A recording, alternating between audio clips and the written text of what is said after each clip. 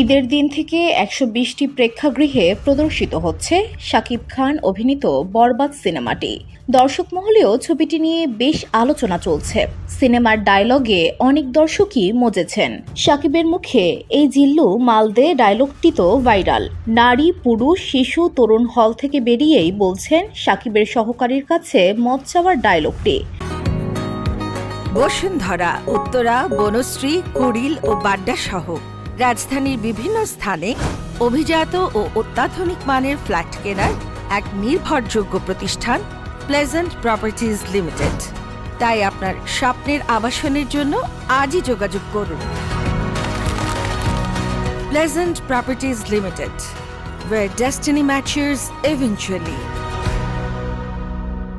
এদিকে মেহেদী হাসান হৃদয় পরিচালিত ছবিটির সেন্সর সনদ পাওয়া নিয়ে চরম আপত্তি তুললেন প্রযোজক ও পরিচালক এমডি ইকবাল।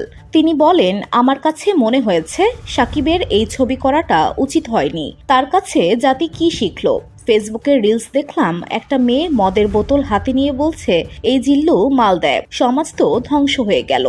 ইকবাল বলেন, ধর্ষণ দৃশ্য যেভাবে দেখানো হয়েছে তা মোটেই উচিত হয়নি। শুধু তাই না, একজন নায়ক কিভাবে সিনেমায় এভাবে কোকেনের মতো ভয়ঙ্কর নেশা করে, আমি নিজে হলে এমন দৃশ্যে কাজ করতাম না। তরুণ প্রজন্ম এরকম দৃশ্য থেকে যদি অনুপ্রাণিত হয়, সমাজের কি হবে?